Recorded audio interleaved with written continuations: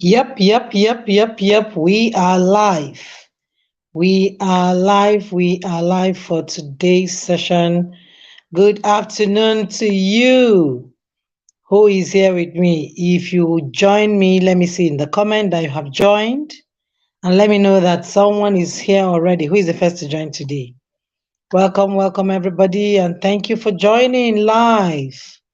So who is the first? Who is the first? Let me see in the comments that someone have joined me. Oh, great. Ami, thank you for joining. Welcome from wherever you're watching. And that's why we always want you to tell us where you're watching from so that we can connect with you. I want to connect with you in the comments. So tell me where you're watching from and tell me, you know, which city you are in the world and seeing this webinar from. Right. So, welcome everybody. Thank you for joining today's live. My name is Vivian Ani.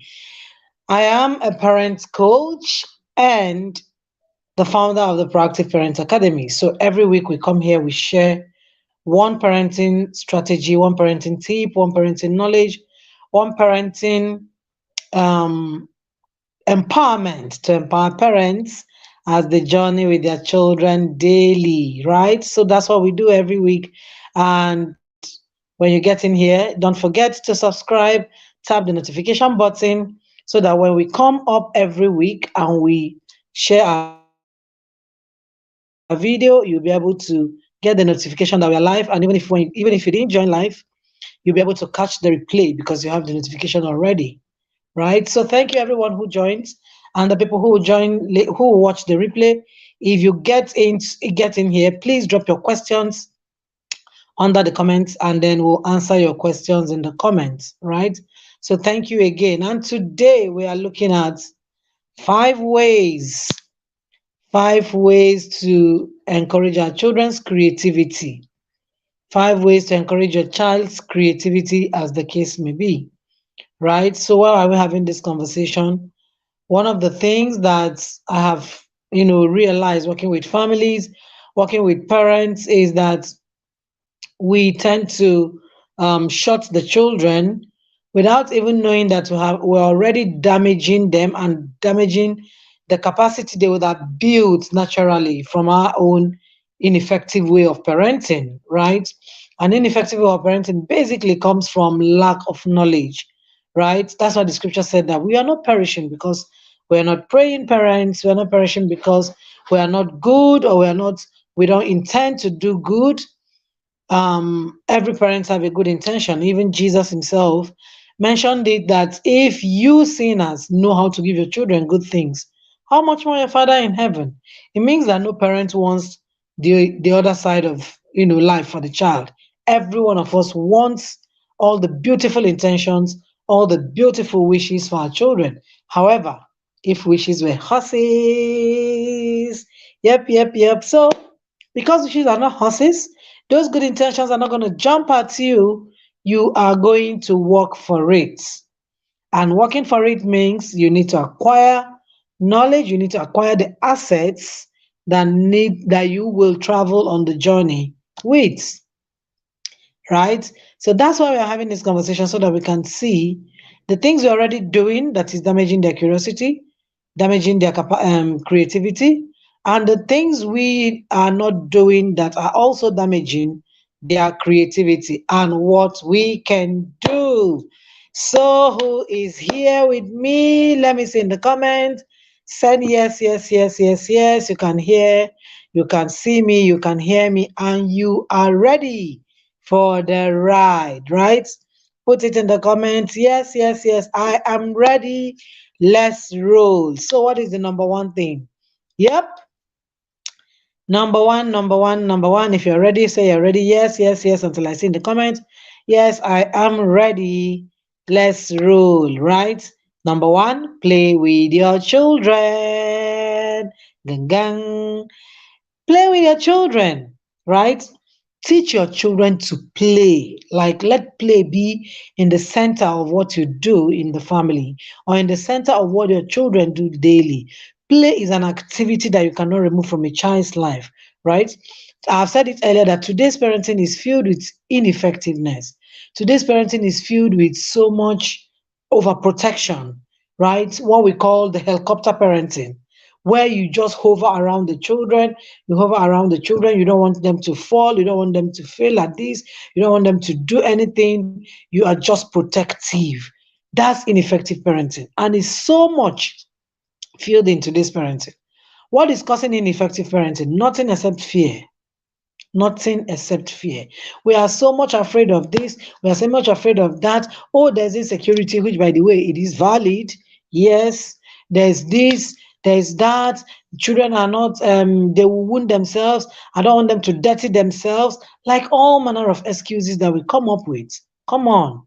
These are the things that are already damaging our children's creativity, because there's nothing you want to teach a child that is not or cannot be taught through play.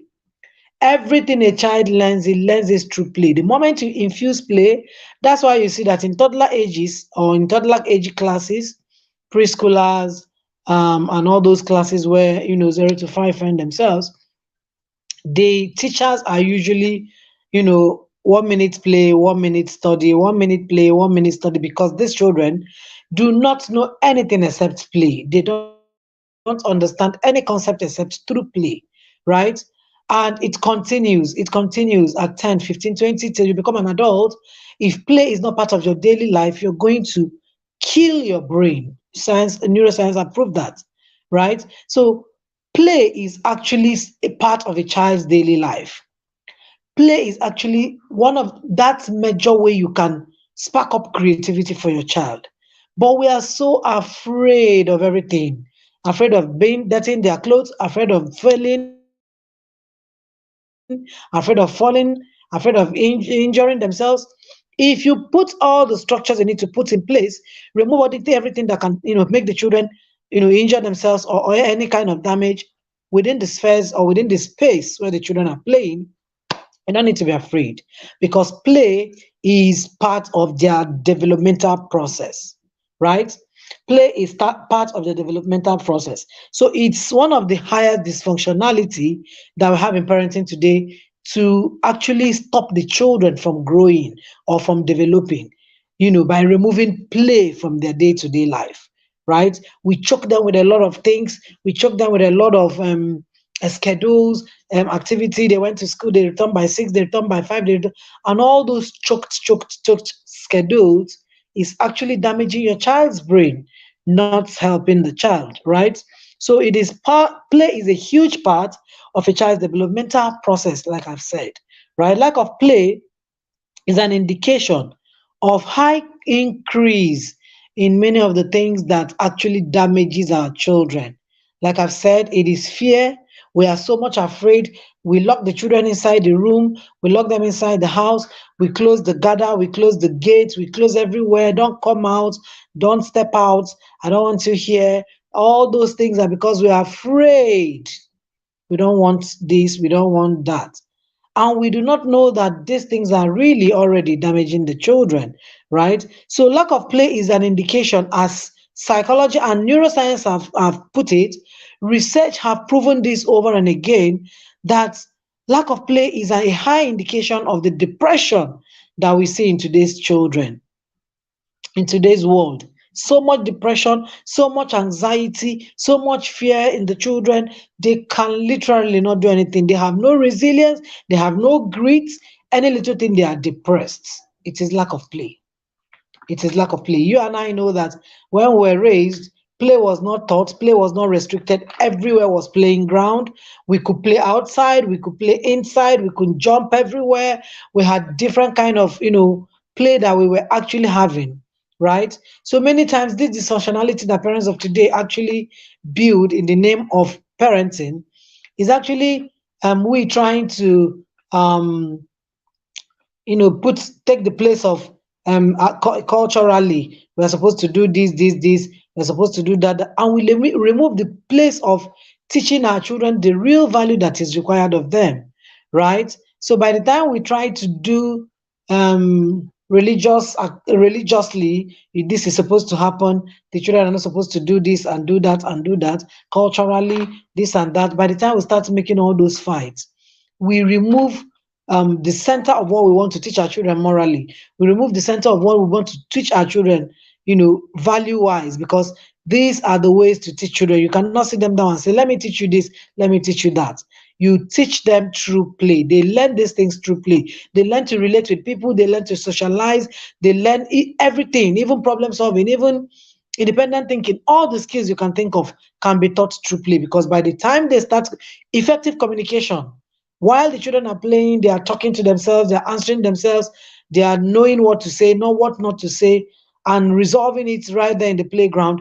They are building lots of skills. Do you want to see the recent research, at least within the next past 10 years, of what um, lack of play have shown in the cause of suicide, as the cause of suicide? You don't want to know, right? It is an indication, science research have proved it, is an indication of the cause of the rate of suicide that we have today. Absence of play in children is the cause, right? And you keep growing like that, choking the children, growing, they keep growing, the brain is not developing, the brain is not, their developmental processes is being truncated because they are not playing. All of those things are basically because parents are acting in ignorance, right? So you need to understand, one of the things we do daily, if you can read my t-shirt, you can see Build Your Home Tribe. Build Your Home Tribe is a community where we train parents on how to train their children, right? The mantra is to train the trainer. The reason why we train the trainer is because where we were raised have gone has have fast gone, like is effaced on the planet Earth. Is no longer existing, and we can no longer continue to do the things that we just say, out of intuition. This is the way we were raised, and all of those things. We must learn to raise the children that we're raising now, because we're raising a different generation altogether, right? So play, play, play. One of the things we do in the Build a Home Tribe is that we create activities where we actually play with the children, where we actually that becomes um, an open communication gap, where the children can be able to interact with us through play and through the bonding activities that are being shared. So if you're not in the tribe, run, go make your registration immediately. Link is under this video. You'll get a link on how to join the wait list. The next cohort, which is the last cohort for the year, starts in March. You can book a slot and then spread your payments in the program, right? We give that grace. So you can book your slot of 5,000 naira and spread the remaining payments in the course of the year. That's how we run the academy. So you can join the Build Your Home Tribe, where you will see these activities play out daily in your children's life and in your life as you raise your children, right? So let's move. If you're getting value, let me see in the comments that you're getting value from this conversation. Number two thing to spark up their children's creativity, or to encourage your children's creativity, is to inspire them. To inspire them. And this inspiration can come in two ways, major two ways. You, as the parents, must be an inspiration to your children, and you can also create inspiration from other people outside you, because you're not the only person that they are seeing. But majorly, the parents must be the children's inspiration, because you are modeling the right thing, right? So these two ways of being an inspiration can be people, uncles that are doing great things, aunties, relatives, friends, and other people you have studied, you have seen, you have learned, that are very creative, and their endeavors and achievements are really showing the results, right? So in those endeavors and those achievements, you try to use it to inspire your children, right?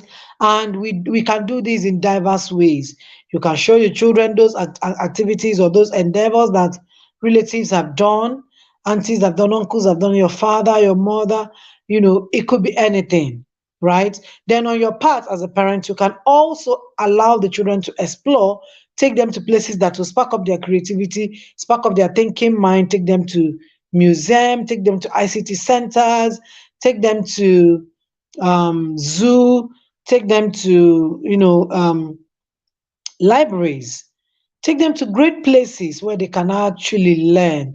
I remember sharing this story sometime, as a child, how my father would take us to places of inspiration, places where we get to and we are seeing what the people are doing with machines and all that, factories, and all that. And that alone got us curious to, like, how do we get to this point? I remember asking many questions as a child, and many of my siblings also, wanting to do XYZ because we saw something that inspired us.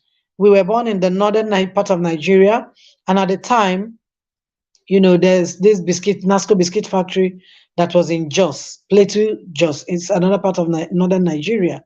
And my father would take us all the way from Maiduguri, where we're living at the time, and bring us to, for a weekend in Jos, just to walk around Nasco biscuit factory, get to see places, ask questions, and, look at the machines, look at how they work on those machines, how they use those machines, and all that, right? I remember also many visits to Yankari Game Reserve. Yankari Game Reserve is another a good place for sightseeing in Bauchi. Bauchi State is another part of northern Nigeria, and my daddy would take us to Bauchi, take us to Yankari Game Reserve, and we try to sit, watch places, put down what jumped at us, or what we learned, or what we saw, or what inspired us about the places that we visit, and many, many, many, many places of sightseeing like that that are educative. We go to learn, we go to watch them do their thing, and we ask questions, right? Daddy makes arrangements in such a way that we come there and we ask these people questions on how these things are being used, how these things are being done, and they bring us to different places to actually see how, a few of those things were being done. I remember many of those things with excitement and with nostalgia, because this is exactly what makes you, even as an adult. Your childhood actually makes you as an adult, right? So you must not joke with, these things. When we say things that like this are the things that sparks up your child's creativity, or will encourage your child's creativity, or will encourage them to think big, begin to become more creative with what their ideas. So you need to take your children to places that will open their mind, to know that the world is not revolving around your home. The world is not revolving in your small space called your home. The world is not also revolving in your small space called your room, right? The world is bigger than your room. So they need to see how the world actually works and how the world revolves around the globe, right? It's important. That will help your child to work on their creativity every day. Another thing that will help your child, the third thing that will help your child is, let your children come up with ideas. Help your children to articulate their ideas and make it come to light, right? Let your children come up with ideas. Children are very curious. Children are very, very curious. Every one of us was born curious. No child was born not wanting to learn, not wanting to know. That's why you see that at the moment they start crawling, everywhere is on fire. They touch this, they touch that, they push down this one, they push down. They want to explore, they want to know what is here, what is happening here, right? What exactly am I supposed to be doing here? What am I going to get from this and get from that? So the world is not revolving around your small space. That's why they want to explore. So every one of us was born as curious as you can never imagine.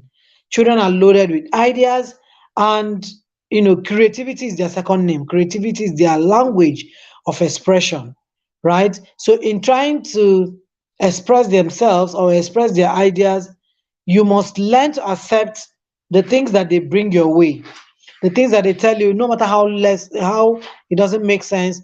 They bring cartons, they bring papers, they draw these, they cut pieces of paper to make XYZ, and you're saying, what is this? Go and throw that in away. You're dirtying everywhere, you're littering the space and all that. That will shut your child's creativity.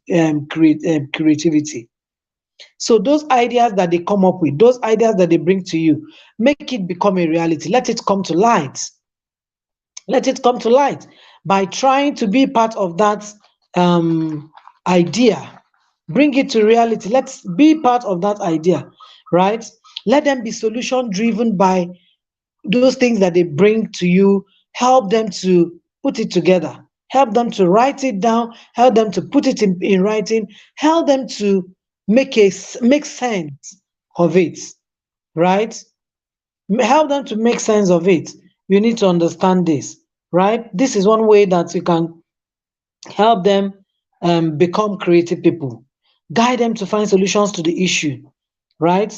You need to understand that except you are not interested in raising creatives, which by the way, that's the only way you can raise you can raise genius. You can raise a genius. Geniuses are not born, they are made. That's how you can raise an outstanding child. That's how you can raise people who are not mere men, people who are kings, right? They are not mere people. That's the only way you can raise such people, through creativity, right? That's why I'm very particular about allowing children to be creative. Very recently, we had a conversation on the state of the nation in my home, and our 9-year-old, close to 10, was sharing ideas on the past government having ideas where um they should have implemented. And my husband and my son were having these conversations, and all of us were having this conversation. And my husband was saying, no, the other government had that idea. The other government actually had that idea, and the only ways they can implement it. And my 9-year-old, close to 10, said, no, they're not the only people that can implement it. They can actually support these other ones to bring their idea to reality, right? That's how creatives are born. And my husband was on the other space of, I don't think so. The other government who brought out those ideas would have, and they did not allow them implement it. That's the only people that can implement it. But this creative young mind said, no, there's a way you can build collaborations that help you, work out your ideas into reality, even when the idea is not there, when it is not you that is bringing it out. I was amazed. I was perplexed. I was happy at the same time, because it means that he's not narrowing down his thinking to just one side. His thinking is dynamic. His creative mind is dynamic. So he's trying to bring thoughts together, which is powerful. Which is powerful. So we need to understand that except you allow your children, bring up those ideas, no matter how senseless it looks, no matter how childish it looks, put it together for them, make them make sense of it, and help them, to bring it to reality. And what are the ways that we can actually make their ideas come to reality? Allow them to do arts, let them make painting, let them make the paints that we use dough for. Let them play in the sand, make building castles, or rather build castles in the sand. I remember when our older children were quite younger, one of the things they were constantly doing is they play with sand and they will mold, a small hut, and they'll say this is their hut. Nobody will enter. They will make different food with sand and all that.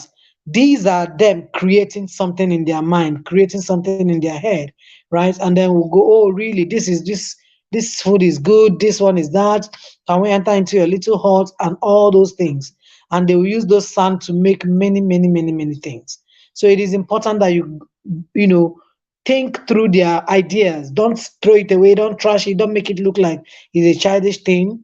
You're already shutting their creative mind, and they won't be able to try out things next time, right? Let them display. I remember that this last holiday, this last vacation, that was in August, summer vacation in August last year. I had, the long scarf where, in the Nigerian palace we call it gele. My old gele, where how the children cut it to make different things, cut it. They had other 5 children in the home that visited, and they made all, different things with that gele.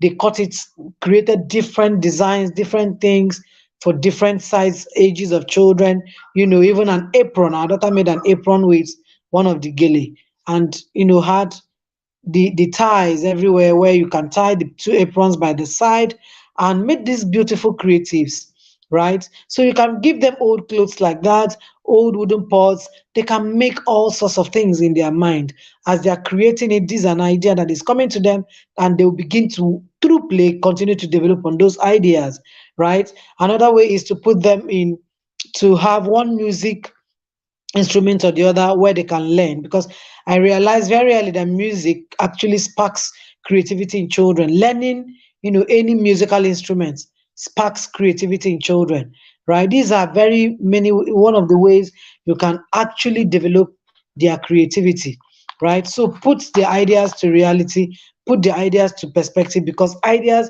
is, and the expression of these ideas is their way, the way they put out their thoughts, right, around their ideas. And number four, be a creative parent yourself. Be a creative parent. Don't be quick to discard ideas, like we said in the children. Allow them bring their ideas, and then don't stop at that. You need to be a creative parent yourself. You need to put out ideas and allow your children to be part of that conversation, to be part of that idea. Let them bring solutions, right? Because in those, the essence of all those creativity is to solve a particular problem over a thing, right? So when you are a creative parent yourself, it helps you to really spur the children into thinking, right? I remember cooking moi moi one time. Moi moi is a delicacy that we cook in this part of the world using beans pasta. Sorry, beans. How is it called now? Is in a grinded form. I'm trying to remember the name that is being called, and then that's meal, I usually do the regular way, that I also learned from home, where it is basically pepper, onions, and then that's it. You grind it, make the paste of out of it, and put it on fire. And then one of the days, we were in the kitchen cooking this particular dish, and our daughter went, "Must this thing be cooked just this way?" And I'm like, not really. You can make a different, mix of it. And then she now said, "Mommy, I want you to make a different mix of it the next time we're making it. Let me see your own idea of a different mix." That was it. The next time I made that particular meal, I made it entirely from the regular way I had always known. And that gave my daughter different ideas to make, my delicacy. She had developed now different recipe to make moi moi, just from that one thing she saw me create on my own, right? She has developed different different recipe for it. The recent one she made for us when she was on holiday was using turmeric to make moi moi, and she just made lots of turmeric and yellow pepper. That was the mix that she used for her own recipe. And she has been coming up with different recipe in different meals like that. Amazing, amazing recipes. But if I had said no, it's only cooked like this, it's only made like this, no, don't, no, it's not done like that. You will shut down her own ideas, her own creativity by your own limited creativity, limited mind, right? So you need to be an inspiration, like we have said. You need to be, do these things yourself. You need to be creative yourself for your child to see how you do these things. It could be in anything. Your washing could take another dimension. Your meal could take another dimension from the regular one they know. Your mopping, your dressing, everything you can think of can actually take dimensions that is not the regular dimension that they have always known. And that will help them to also, work on their own creativity, because the idea is actually to spark up their own creativity and help them think beyond what they are just seeing or what they just know, and they can develop more and more as they grow.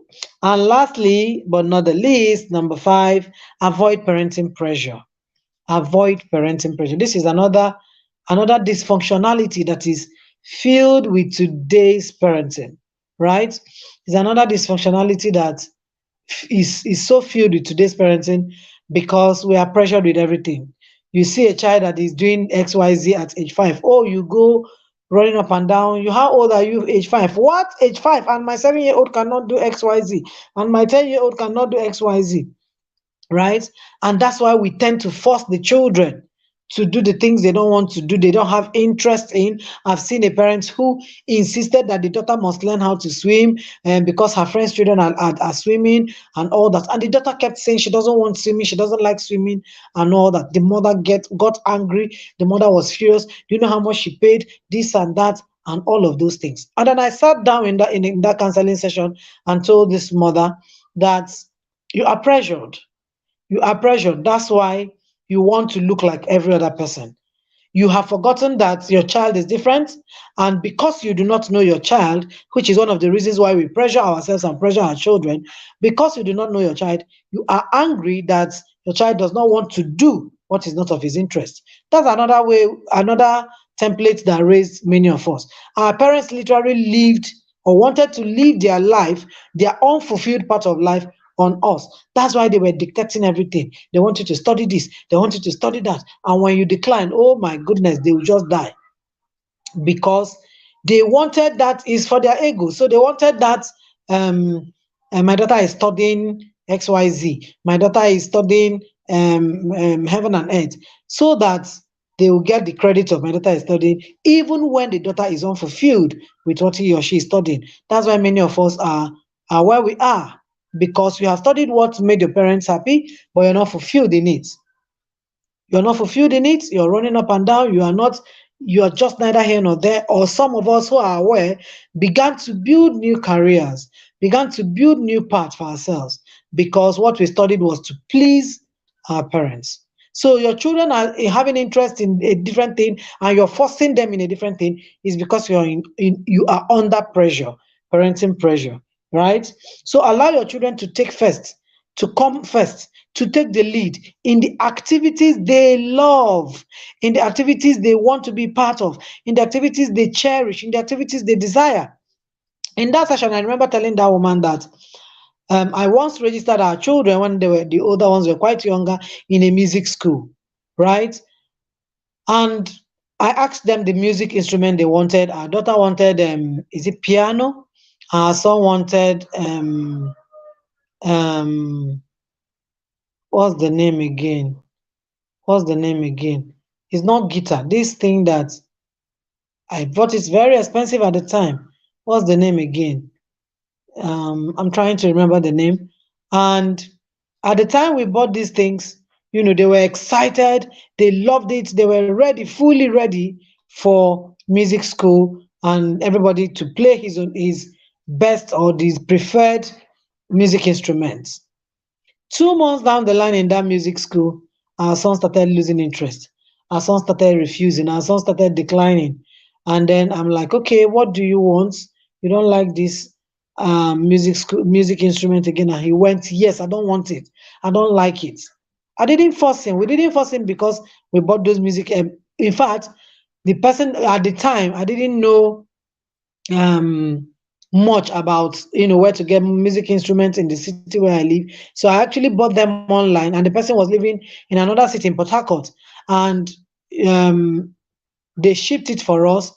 Everything was so expensive, right? But I didn't go telling him, oh, this thing that we bought very expensive, this music instrument that is expensive, and you're refusing not to do all this and that, XYZ, and all of that. Within the next 6 months, we saw his interest in, hands-on activities, his interest in, creativity, basically. His interest in tech, his interest in, so he switched immediately. And that, I think that was when he started, he enrolled first in a coding class, and we began to enroll him in those things that was his own area of interest, what he liked, right? So we didn't go forcing him, you must do this, you must be in music class, we have bought the music instrument, this and that. I was not pressured, they were not pressured. Nobody was pressured. We packed our music instrument. Our daughter continued. Our daughter continued till tomorrow. Our daughter loved music. She presses once she comes in, her piano is on, and then it will be everywhere will be bubbling. Violin. Yes, Amarachi. Yes, yes, yes, violin. That's the name. In fact, what was coming to my mind was um, xylophone, because we had different things that they showed us, and my son pointed at violin. Violin, that's the name. That's the name, violin, right? So they showed us different things: violin, xylophone, piano, different music instruments. He actually pointed at this violin, and our daughter pointed at music, sorry, piano, and that was how we got these things. Until tomorrow, they are enjoying it. In fact, the children have turned it as, part of their playing instruments. So when we want to make the house or the home active, lively, everybody gets on the music instrument and we're just playing and laughing and, bubbling everywhere. So we didn't go forcing him. We didn't go forcing him because that wasn't his interest. So allow your children to take the lead in what is their interest. And in that their interest, you begin to see how they are creative about it. Our son have gone a long way to do different things and develop different things and create many things out from play and out from these things that are his interest, right? So it is important that you avoid parental pressure. Stop looking at the child that is 10 and doing XYZ, and your child that is 12 is not doing XYZ. That is your journey. Embrace your journey and begin to learn how best you can help your child, not to equate them or compare them, or begin to feel pressured that. And I see this play out so much, especially in academics.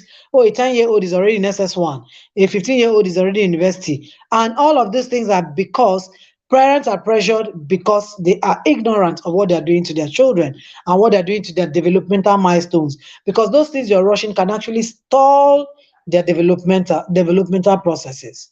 So you must understand that these things are not for you to, it's not a bragging right, or for you to fool your ego, your parental ego with, my 2-year-old is already flying, my 5-year-old is already. It is for the interest of the child. So allow the child to be a child. Allow children to be children. Let them go through their journey while you guide them through these processes. It is not in your place to determine or dictate for them. No, you must not do this. No, you mustn't. You cannot lie. You cannot study that in this house. What is microbiology? What is biochemistry? What are you going to study with biochemistry? Unfortunately for you, they will study their biochemistry if that was actually their interest, and begin to create things from their biochemistry. But you can push them to the medicine and surgery, push them to the one you think, oh, that's the in thing, because that's what you want to use to do XYZ for yourself. And then they get stuck there. They actually studied it, but they're using it for nothing. So it is important that we learn to train ourselves and train our emotions to follow our children's leading, not to follow our own leading, because it is not in our interest, it is to their interest. Because the moment we make it about ourselves, we've lost the aim, and that can damage the child. You can raise an ineffective adult.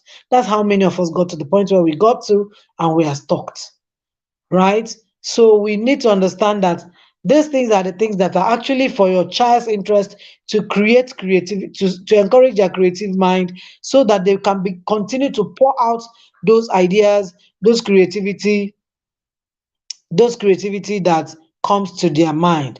Like I said, it's they are children are actually, filled with creative things in their mind. They are very curious, and ideas are their name. Ideas are their ways of expression, right? So give them a voice to express this, and you'll be helping and encouraging their creative mind. So in the next video, we're going to do another part 2 of how to encourage the children's creative mind, so that you can see diverse ways that you can use to help encourage your children's mind. Thank you everybody for watching. Thank you for joining this live. If you watch the replay, please make sure that you drop your question. We are here to answer. And if you have not joined the tribe, the next cohort begins in March, and that will be the last batch for the year. So you need to book your slot to be part of that community. That's where we do these things practically, and parents begin to learn on how to help their children actually do all of those things and put it into perspective in their daily lives. Thank you, everybody. And until we come your way again next week, do not forget to subscribe and turn on the notification button so that you can get notifications the moment we drop our videos, so that you can be part of this learning community. Thank you again, and do enjoy the rest of your day. We'll see you again next week, and do have a great day. Bye.